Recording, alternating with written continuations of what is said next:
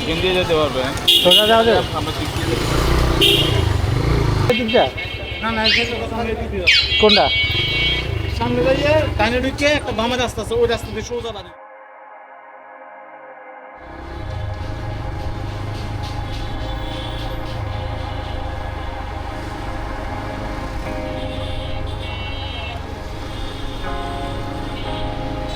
অনেকদিন ধরে একটা ইচ্ছা একটা নতুন হেলমেট কেনার, কিন্তু সমস্যা হলো পকেট একদমই ফাঁকা এই মুহূর্তে। কারণ 3 দিন আগেই বিশাল আকারের একটা খরচাপাতির সম্মুখীন হয়েছিলাম।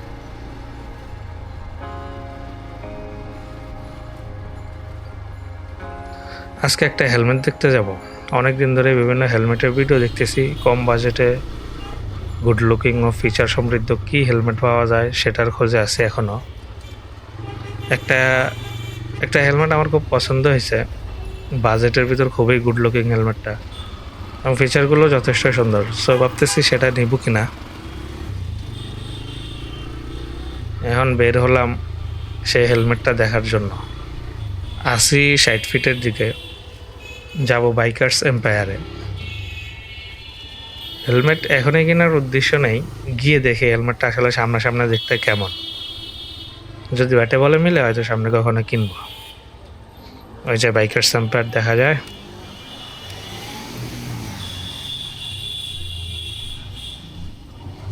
চলে আসলাম বাইকার্স এম্পায়ারে। ভিতরে একটু কথাবার্তা বলি ওদের সাথে, তারপর কি হয় আপনাদেরকে জানাই। 1 hour later. হ্যাঁ, এটা হতে ভালো হয়েছে। ওটা কই ভাই? ঘটনা তো একটা ঘটে গেছে। এই ঘটনা যেটা একটু পরে বাইকের পিছনে ভাবতে দেখবেন।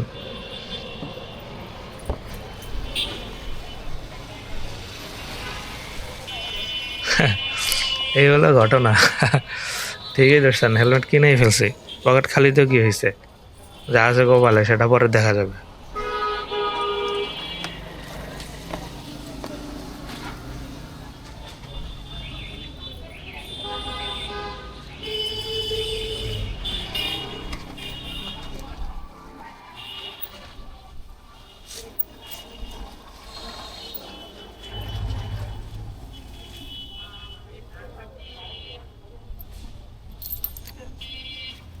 সত্যি বলতে হেলমেট কেনার ইচ্ছা আমার একেবারেই ছিল না। ভাবছিলাম একটু গাটাগাটি করে চলে যাব, কিন্তু শপের ভাইয়েরা খুবই আন্তরিক ছিল এবং বাজেট নাই শুনে ওনারা একটা ছাড় দিতে রাজি হয়। তাছাড়া এই হেলমেটটা আমি সবার আগে নেক্সট গিয়ার চ্যানেলে দেখি, এবং এখানে এসে নেক্সট গিয়ারের বাইরের সাথেও দেখা হয়ে গেল, টুকটাক কথাও হলো। সব মিলিয়ে একটা ফিল গুড মোমেন্ট তৈরি হওয়ায় সিদ্ধান্ত নিলাম, দূর এত ভাবাভাবি না করে কিনেই ফেলি, যা হবে পরে দেখা যাবে। ফোন দিয়ে একজন থেকে টাকা ধার এনে কিনেই ফেললাম হেলমেটটা। হেলমেটের দাম 4,000 টাকা। সাধারণত ওনারা 390 3,000, সাধারণত ওনারা 3,900 বিক্রি করে। আমি আরও কিছুটা কমাইতে পারছি ওনাদের সাথে কথা বলে। কম হলো, ওটুকুন কমাইতে আমার ভালোই এফোর্ট দেওয়া লাগছে। যা কিনে ফেলছে এটা এক ভালো। ঋণের বোঝা বাড়লেও বাকেট লিস্টের বোঝা কিছুটা কমছে, এটাও মন্দ কি।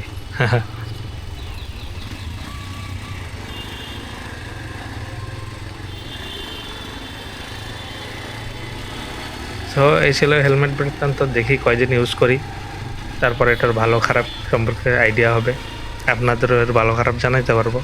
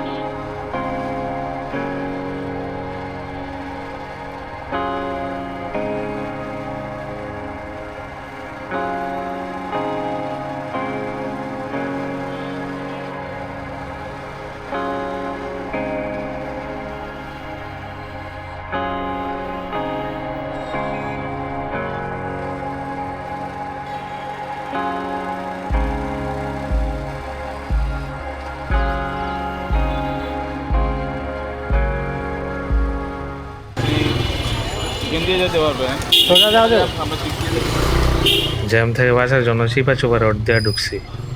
এখন তো দেখি রাস্তায় আউলে গেলাম। দেখি মানুষকে জিগায় টিগায় যাই। গিয়ে সোজা যান, সোজা সামনে সোজা গেলে দেখবেন যে বাম দিকে রাস্তা, এই রাস্তাটা বাম দিকে গেছে, হ্যাঁ? এভাবে যাইতে হবে। মাঝে মাঝে পথ বলে যাওয়ার একটা সুবিধা আছে। একবার চিন্তা করে দেখেন, এমনও তো হইতে পারতো যে এই রোডে আমি কখনোই আসার কথা ছিল না, হয়তো আর কখনো আসবো না।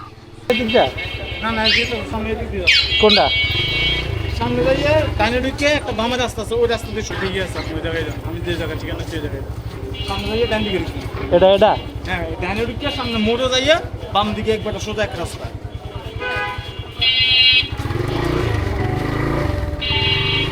অথচ পথ ভোলার কারণে এই জায়গাটাও দেখার সুযোগ হলো। ওই যে কথায় আছে না, কখনো কখনো ভুল ট্রেনও সঠিক গন্তব্যে পৌঁছে দেয়। কাছাকাছি আরেকটা লাইন আছে, নষ্ট গড়িও দিনে দুইবার সঠিক সময় দেখায়। বাইকারদের পথ ভুলে যাওয়াটাও অনেকটা এমনই। পথ ভুল হলেও নতুন কোনো জায়গা এক্সপ্লোর করার মজা তারা ঠিকই অনুভব করতে পারে। একটা উর্দু কবিতা আছে না, মঞ্জিল তো মিল হি जाएगी चाहे भटक के ही सही, अरे गुमराह तो वो है जो घर से निकला ही नहीं। मंजिल तो मिल ही जाएगी चाहे भटक के ही सही, अरे गुमराह तो वो है जो घर से निकला ही नहीं।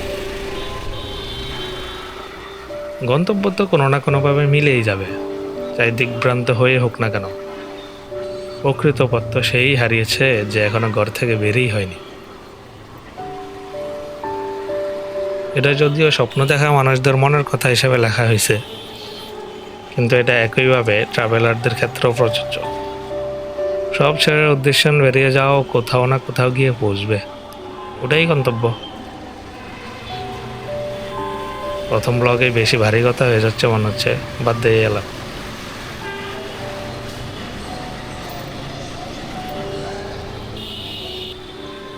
আহ কি শান্তি!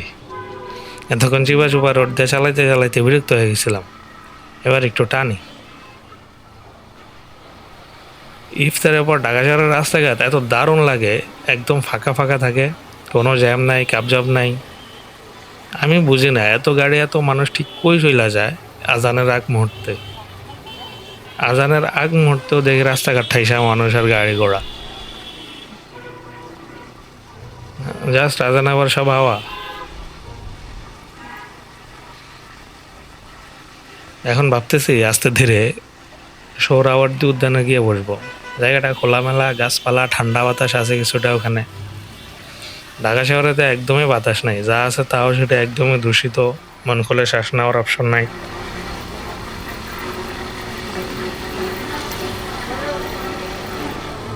আমি 2 দিন আগে গ্রামে গেছিলাম 25 রমজানে, গিয়ে অবাক হয়ে গেলাম। আমগো এখানে শীত গেল কয় মাস হইলো, অথচ গ্রামে এখনো হালকা হালকা শীত আছে, ওরা ফ্যান ছাড়াই ঘুমায় এখনো। ঢাকার শীত আসেও দেরি করে, আবার যায়ও খুব তাড়াতাড়ি। শীতের জামা কাপড় কেনার আগে দেখি শীত হাওয়া হয়ে যায়। আমার আবার শীত পছন্দ, ভাবতেছি সামনে থেকে শীত আসে টাইমটা আর যায় সময়টা গ্রামে কাটাবো, আর মাঝখানে সময়টা ঢাকায়। তাইলে লম্বা শীত আমারও ভাগ্যে জুটবে। অবশ্য শীত হোক বা গরম, শপিং লাভারদের সব সিজনেই খুশি, ওদের কেনাকাটা বন্ধ নাই। শীতের পোশাক গোছায় রাখতে না রাখতে ঈদের পোশাক কেনার হুড় লেগে গেছে।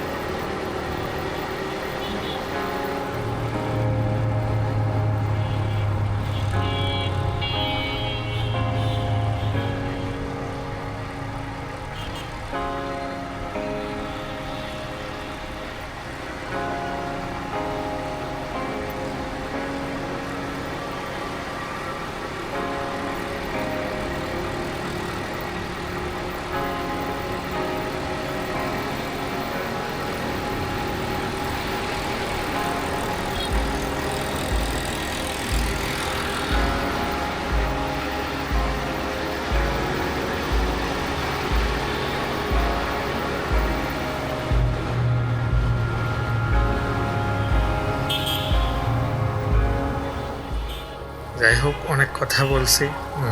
এটা আমার প্রথম ব্লগ। সব প্রথমেই আসলে মানুষকে অনেক এক্সাইটেড ফিল করে। আমার ক্ষেত্রেও ব্যতিক্রম নয়। অনেক দিনের ইচ্ছা ছিল একটা অ্যাকশন ক্যামেরা কেনার। সেই ইচ্ছা থেকে অল্প অল্প করে কয়েক মাস ধরে কিছু টাকা জমাইছিলাম একটা অ্যাকশন ক্যামেরা কেনার জন্য। বলতে গেলে একটা অ্যাকশন ক্যামেরা কেনার স্বপ্ন বিগত 1.5 বছর ধরেই মনের ভিতর লালন পালন করতেছিলাম। চাইলেই একটা জিনিস হুট করে কিনে ফেলার অবস্থা আমার কোনো কালেই ছিল না, এখনও নাই। আমগো স্বপ্ন পূরণ হইতে সময় নেয়। মানুষের স্বপ্নগুলো ফুলের মতো হয়, ফুল ধীরে ধীরে পূর্ণতা পায়। স্বপ্ন তেমনই, প্রথমে মনে দানা বাঁধে, তারপর সেটা অঙ্কুরিত হয়, তারপর সেটা কলি হয় এবং শত ঝড় ধাক্কা সামলে তারপর সেই স্বপ্ন ফুল হয়ে ফুটে। আবার কখনো কখনো দেখা যায় কিছু স্বপ্ন অঙ্কুর অবস্থায় নষ্ট হয়ে যায়, কলি হয়ে ঝরে যায়, পূর্ণতা আর পায় না। ওই যে একটা কবিতা আছে না, কিন্তু কত কলি হায় না ফুটেই ঝরে যায়, ওই অবস্থা আর কি। আমগো অধিকাংশ স্বপ্নই আমার না ফুটেই ঝরে যায়। তারপরও মানুষ স্বপ্ন দেখে, স্বপ্নে বাঁচে। সত্য বলতে স্বপ্নই মানুষকে বাঁচায় রাখে। কথায় আছে না, মানুষ আশায় বাঁচে। এখানে স্বপ্নটাই হলো সেই আশা।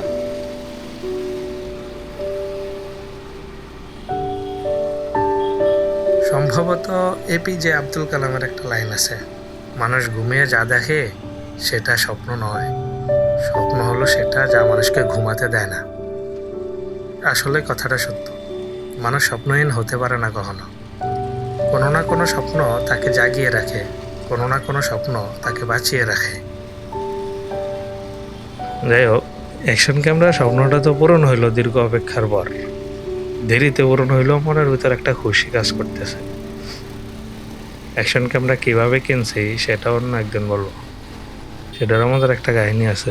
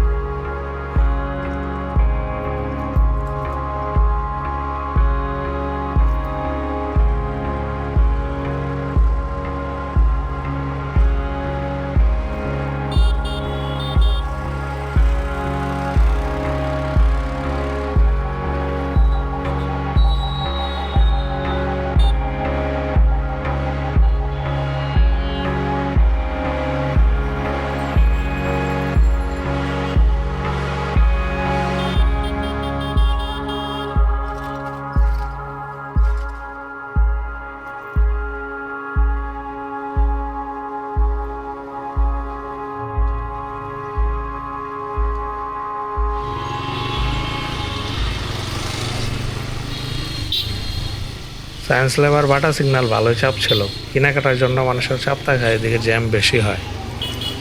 ভাবছিলাম শাহবাগে হয়তো জ্যাম হবে, কিন্তু শাহবাগ পুরাই ফাঁকা। ঢাকা ভার্সিটি এরিয়া চলে আইলে বাইকার হিসাবে একটা আলাদা ফিল হয়, সুপিরিয়র ভাইব আসে, একটা সেফ ফিল হয়। এটার কারণ হইল আমি বাইক কেনার অনেক দিন যাবৎ পরও কাগজপাতি করিনি, লাইসেন্সও ছিল না। সো বাইক নিয়ে দূরে কোথাও যাওয়া হইতো না। তখন বাইক নিয়ে এদিকে চলে আসতাম, কারণ এদিকে পুলিশ নেই। এই জন্য এই এরিয়াতে আমি চালানো শিখছি। গাড়ি নিয়ে এদিকে চলে আসতাম, এদিকে বসে থাকতাম। এই জন্য এতদিন পার হওয়ার পরও পুরা ঢাকা শহর বাইক দিয়ে দাবড়ায় বেড়াইলেও এই জায়গায় আসলে একটা সেফ ফিল লাগে, নিজস্ব লাগে।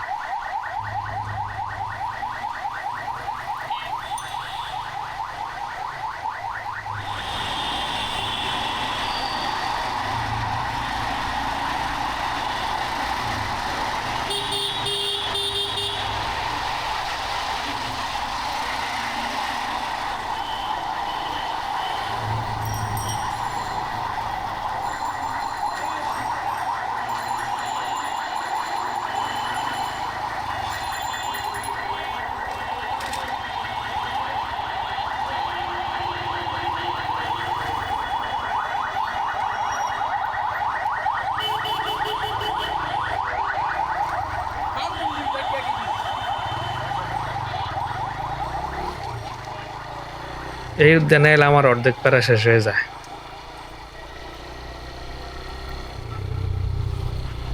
এর কারণ কি আমি জানি না। রমনাতে গিয়েও দেখছি, কিন্তু ভালো লাগে না ওখানে। উদ্যানে অনেক মানুষ, তাও নিরিবিলি একটা জায়গা লাগে এটাকে, কারণ উদ্যান অনেক বিস্তীর্ণ। এই জন্য মানুষের আধিক্যতা অনুমান হয় কম। কোথাও না কোথাও ফাঁকা জায়গা পাওয়া যায় যেখানে চুপচাপ বসে থাকা যায়। উদ্যানে আমি ঘন্টার পর ঘন্টা কোনো কারণ ছাড়াই বসে থাকতে পারি, একা একা। এখানে হরেক রকমের মানুষ পাওয়া যায়, প্রেমিক প্রেমিকা, গিটার নিয়ে বন্ধু বান্ধবদের আড্ডা। আপনি যদি মানুষের কোয়ালিটি, ক্লাস, প্রকারভেদ, চিন্তা ভাবনা, আচরণ অবজার্ভ করতে চান, উদ্যান পারফেক্ট জায়গা। গাঞ্জাঘর থেকে নিয়ে বিক্রেতা, ভবঘুরে থেকে নিয়ে পাগল, ডিপ্রেস থেকে নিয়ে আনন্দের শেষ সীমায় অবস্থান করতে থাকা সব ধরনের মানুষ পাবেন আপনি এখানে।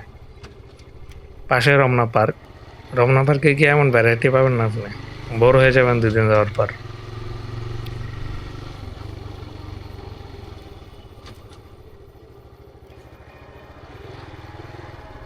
যাই হোক, আজকে প্রথম ভিডিও অনেক লম্বা হয়ে যাচ্ছে। আমার মনে হয় এখান থেকে বিদায় নেওয়া উচিত আজকে। আমি কিছুক্ষণ এখানে বসবো, চা খাবো, তারপর বাসায় যাব। নতুন মোটো ব্লগার হিসাবে আপনাদের অনুপ্রেরণা খুবই দরকার। আস্তে আস্তে চ্যানেল বড় হবে আপনাদেরকে সাথে নিয়েই। আল্লাহ হাফেজ, ভালো থাকবেন সবাই, বিদায়।